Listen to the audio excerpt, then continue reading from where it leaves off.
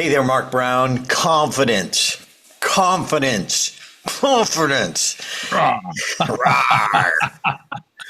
Wasn't that you before your contest when you were like doing Rocky and in your head, you were building your confidence and all that stuff? Yeah. Yes. So confidence, so critical to being unforgettable. Anyone can give a presentation.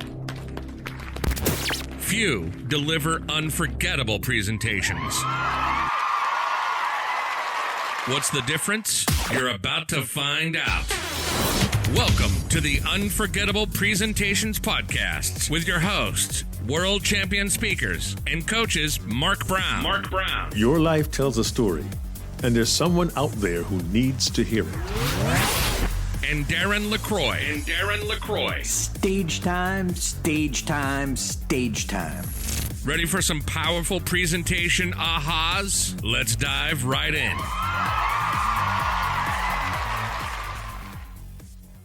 Hey there, Mark Brown. We haven't talked about confidence in quite a while.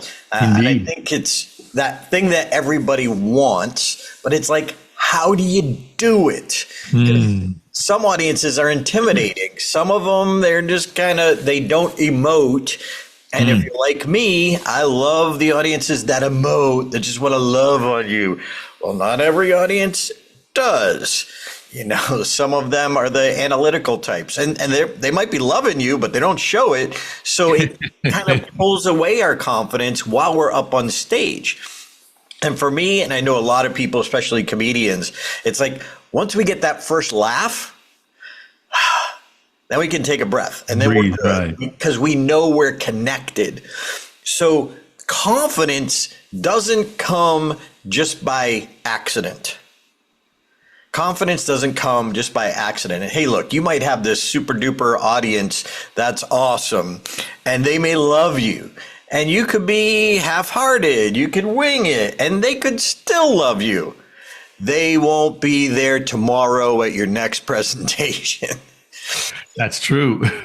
So there are audiences that will give you confidence that you'll feel comfortable in front of, and there'll be audiences that you won't. So what can we do to create that unstoppable confidence?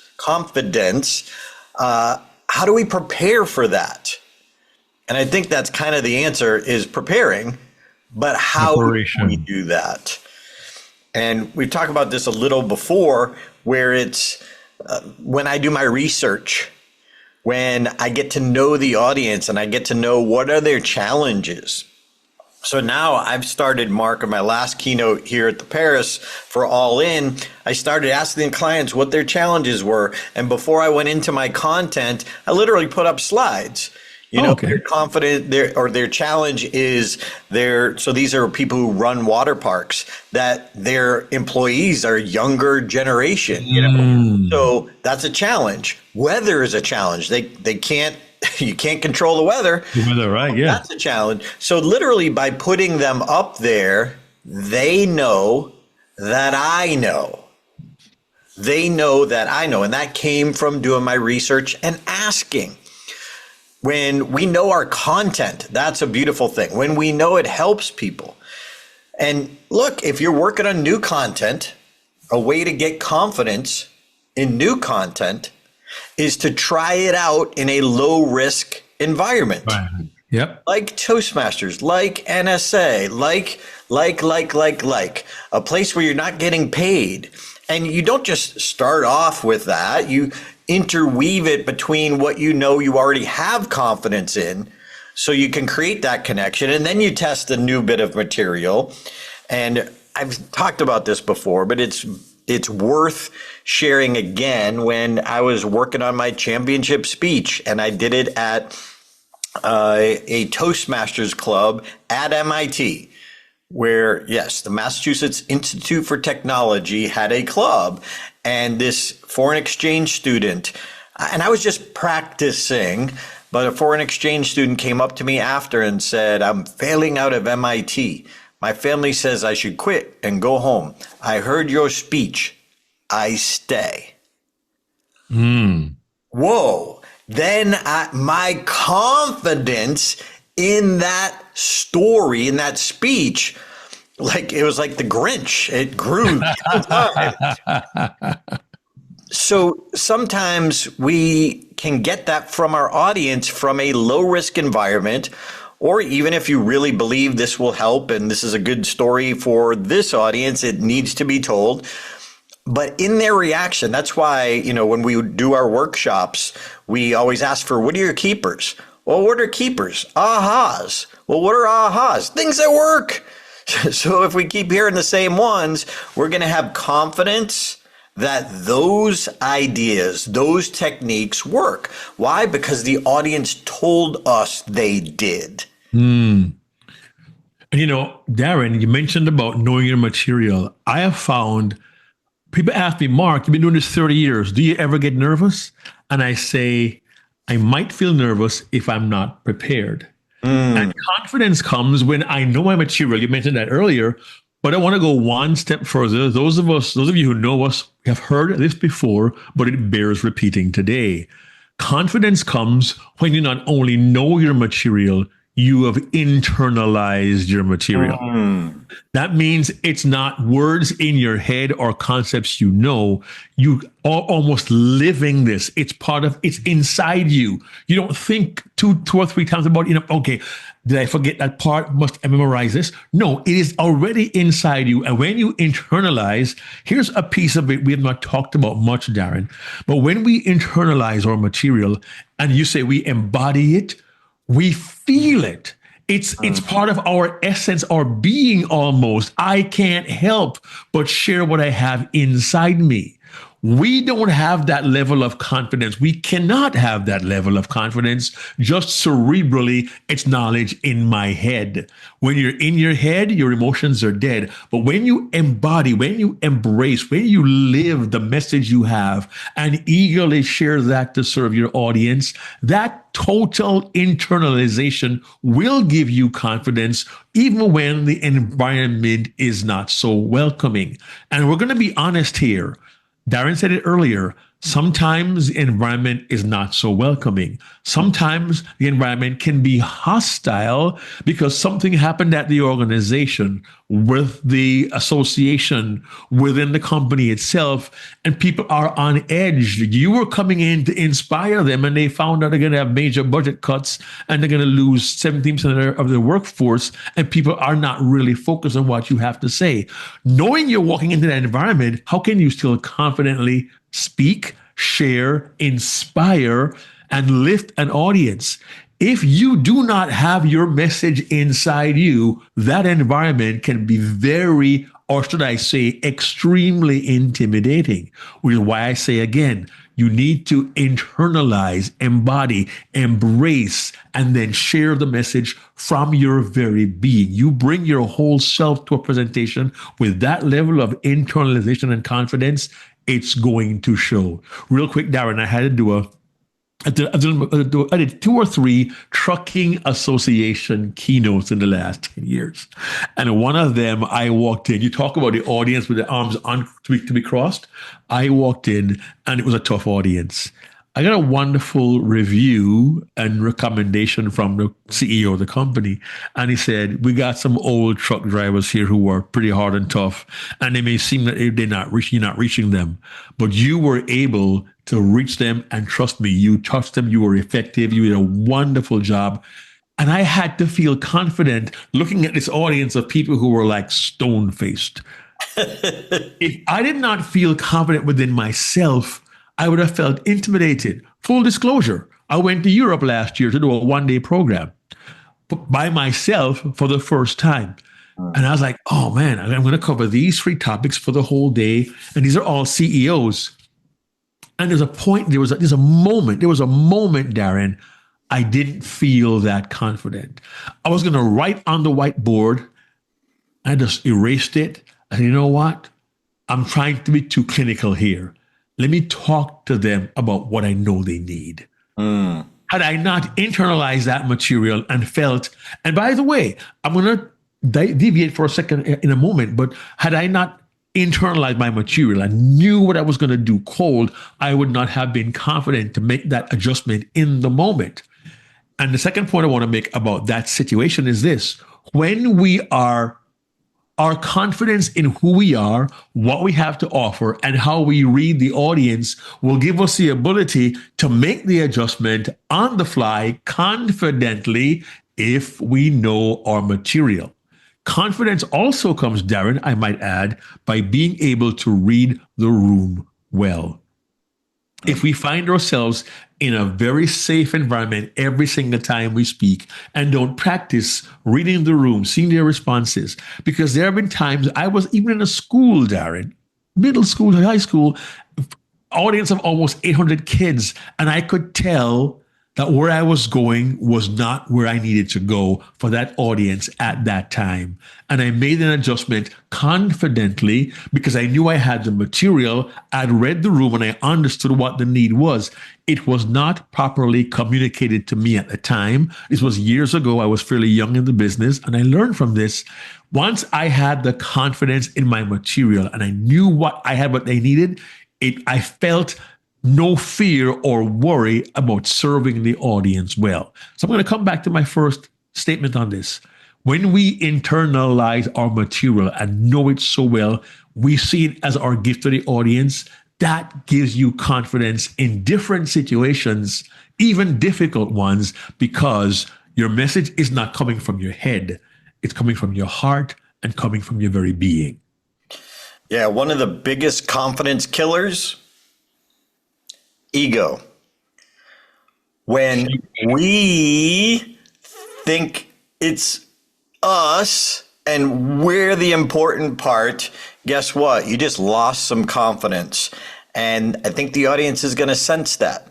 So you want to build your confidence, intention, serving the audience, combined with preparation, researching the audience, constantly upping your material.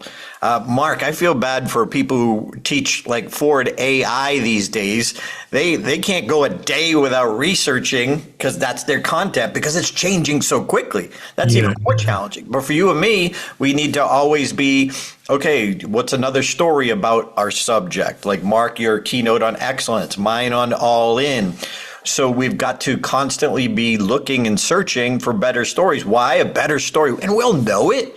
We'll know it when we hear it, like, ooh, that has to be in there. Like my new story about Sammy Davis Jr. and All In and Frank Sinatra. Like, I'm excited. That's going to give me confidence. I already know how I'm going to deliver it. So be careful, because ego can kill your confidence, which is why the 4 questions I ask myself right before I go on stage. What is my intent? Okay, my intent should be to serve the audience, not I'm the best speaker or they love me more than the other conference speakers. Am I present? Am I right here, right now, forgetting about your problems? Will I have fun? And how would I deliver this presentation if I knew it was my last one ever? I hate to say this, but someday it will be my last presentation. Yeah. You know, you could get in an accident on your way home. You could lose your voice. Like who knows? You could, anyway, devastation could happen. We don't know. Do you want that last memory? Kind of like, I think of high school football, American football, not Mark football. I know. Like that last game, that last game your senior year. If you're not going to go play football in college, that last game, you play all in. Well, when you play all in, you have confidence because your ego's not in the way.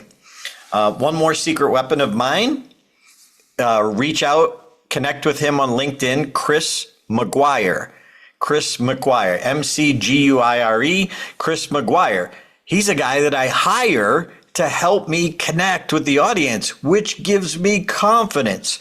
He does client research in a much deeper way than I do. Now, I call people, I do my time, don't get me wrong, but he comes at it from such a different angle, and I can't have his brain. Right. Writing late night comedy jokes for 30 years. Plays at the highest level. Yeah. I could work as hard as I wanted, but I'm never going to duplicate that 30 years of experience writing one-liners for late night comedy. I want that on my team. So if I have a little less confidence, I just booked a speech with HVAC people, which are not my people. HVAC, yeah. Will be. They will be. I'll put my time in. I'll hire Chris to come in. So look, even if you're not ready to hire him, connect with Chris McGuire on LinkedIn. Watch what he's doing. He gives tips. Anyway, connect with him. He's one of my confidence boosters because of his brain and how he thinks. Mark? You mentioned Chris being a confidence booster. Friends, I invite you to think, who do you have in your circle of friends or family? I have a wife of 42 plus years at the time of this recording. I know she's a confidence booster for me. We have traveled internationally for keynotes, and I always say this, when she is there, I am better. When she is there, I am better. You can't knock 42 plus years of marriage to the wonderful individual who you know God placed in your life just for you. I don't know who that person might be for you. Maybe you aren't married or connected, but there are individuals in your life who will be there to support, encourage, and give you confidence, who will be honest with you when they know you're off your game, and who will hold you to a higher standard. It could be in your mastermind. It could be somebody you connect with as an accountability partner. But you can gain confidence by having that relationship and knowing that that relationship will be better for you and for them. And I don't often talk about this, but there's a certain level of confidence you can get by being in meaningful, supportive, uplifting relationships. And for me, there's nobody like Andrea Brown. Wow. How do you top that, Mark? That's got to be the closer right there.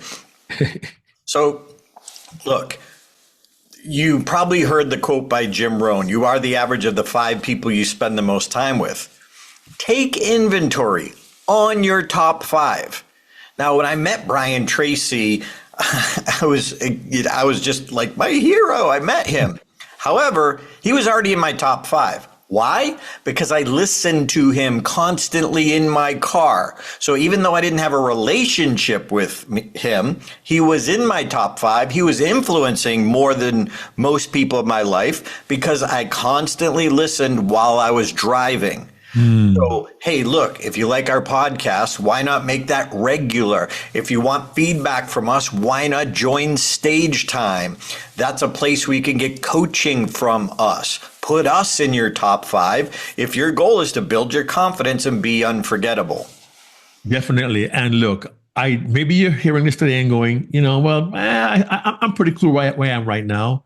Here's my one thought for you. I begin with myself. It will never hurt us to continue to find ways to build our confidence with the caution. We're not saying build your cockiness, okay? We're saying build your confidence. And one of the ways, Darren, my last thought is one of the ways that my confidence gets lifted is knowing that my audience, my clients, and meeting planners have confidence in me. That'll only come, Darren, if I serve them well.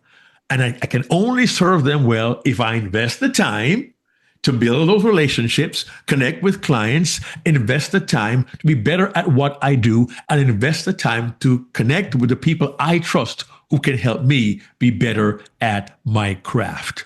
Make it your goal to constantly build your confidence. And look, if you're having a bad day, if your confidence gets taken away, congratulations, you're human. Amen. Us too. But then just rebuild it. Rebuild it. Start a testimonial file. When you get emails from people, when you get video testimonials from people, collect them. It's great for marketing. It's also great for confidence boosting when you need it. You go back and you listen to people telling you how much you help them, how much you impact them. That's going to build your confidence. So just know that's go-to thing. And one more idea, Chance Langton, who's a friend of mine, who's a comedian, who in my early days, I used to drive to shows. When I was opening for him, he wasn't able to drive. So I would pick him up and drive him. And he would always listen to his best routine on the way to his gig. He would listen to his best routine. Why? Because it's going to remind you of the pattern, the flow, the enunciation, the rhythm of your presentation. Why? To get your brain on that rhythm. Don't listen to a bad presentation. You can learn from them, but before or on your way to there is not the time to learn. It's the time to build your confidence. So look, confidence is never ending. Confidence is something we always want to do if we want to be unforgettable. And if you don't have it, build it, join us. Listen to this podcast, listen to other podcasts, and join us in Stage Time. Even better yet, join us for an upcoming workshop. StagetimeWorkshops.com or StageTime.com. Thanks for listening. Please pass this on to someone else who needs to build their confidence. See you next week. Hey there, this is Darren LaCroix. Thanks for checking out this podcast episode on YouTube. If you want all of them, not every one is on YouTube, check out your favorite podcast platform so you don't miss an episode. Keep being a sponge so you can be unforgettable. Check out StagetimeUniversity.com, where good presenters become unforgettable.